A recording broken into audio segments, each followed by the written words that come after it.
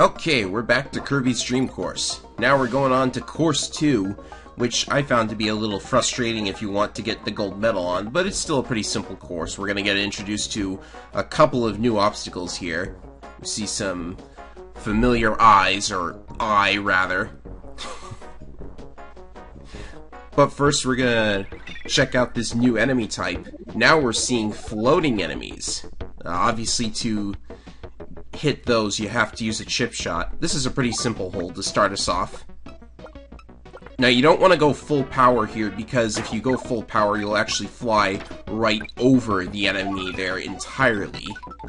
And that won't be cool. You'll feel very embarrassed. I mean, if you, like, flew right over it, that'd be a really embarrassing way to fail the hole-in-one. I wonder how many extra lives I can collect by the end of this. I know it counts above double digits, because... Anyways, we have a new power here.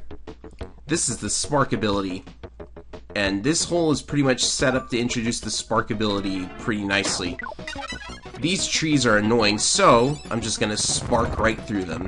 Pretty sure you can't do that in the mainline Kirby games.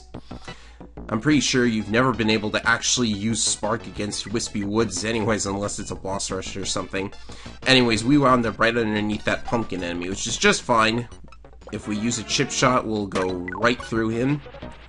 And I'm going to use backspin on this shot so that I can get right back up to where the hole eventually is going to be. You can get a hole-in-one on that hole, but it's probably TAS only. I'm thinking it is anyways.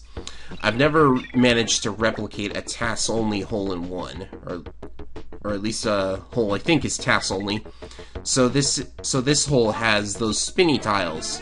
They're annoying because they like spin you around and stuff. But if you hit that button, they stop. So this is a very... It looks like a simple hole-in-one, but it's actually very, very precise. If you use even too much power, you'll just like slip right over the hole. If you use too little power, then you won't make it to the hole at all. So that's... It looks simple, but you have to do it a couple of times to get it right. This hole introduces us to Kracko. Now, you'll be pleased to know that the Spark ability makes you immune to Kracko's Thunder, which, if you touch it, you'll obviously get zapped. And we'll also see the wheel power. So, I could make myself immune to Kracko, but I decided to go the extra mile. Take that, Kracko. That's for being an annoying boss in mainline Kirby. And here's the wheel power. You can see pretty plainly what it does. This makes for a very easy hole-in-one. Just gotta like go with the flow. Let Kirby do what the game wants Kirby to do. The wheel's pretty nice because it keeps going until it hits a wall.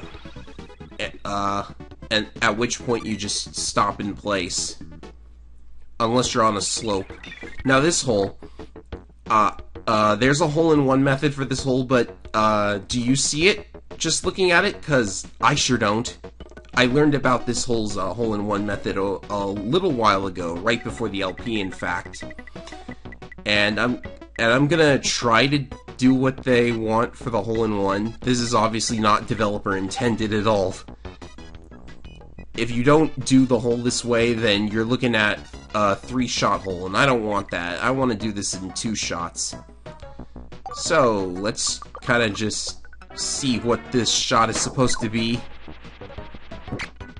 Yeah, you bounce off that barrier, you hit the Broom Hatter enemy, then you come down for the Kaboo.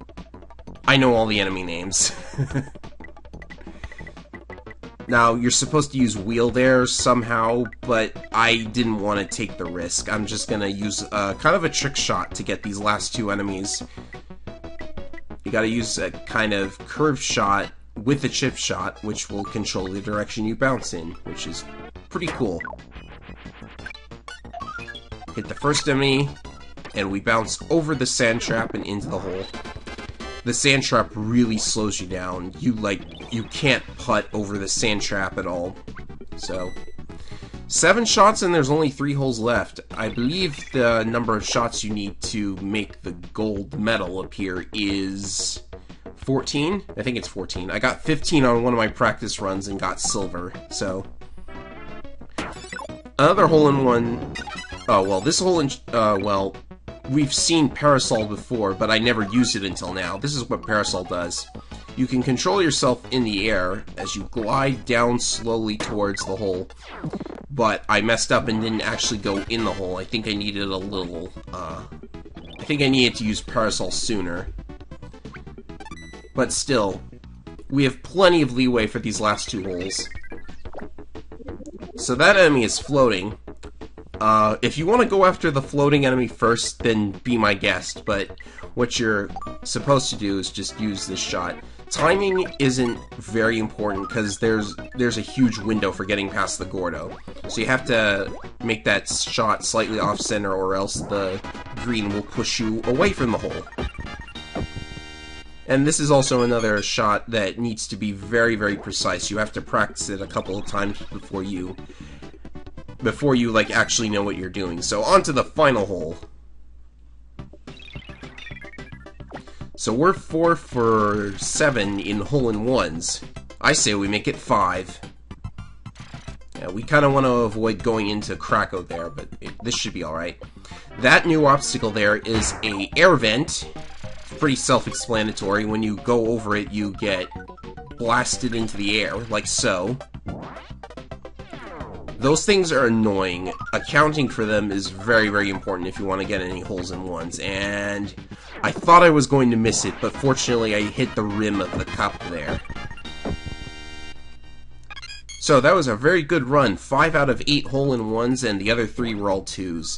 Definitely going to be a gold medal.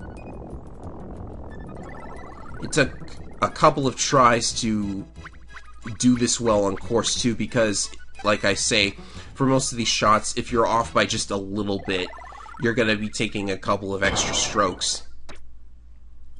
It doesn't leave you a whole lot of room for error. Fortunately, the next course leaves us with a lot of room for error, if only because it's a pretty difficult... Like, it's a pretty noticeable jump in difficulty, but it's still not that hard. Next time, we take on course 3.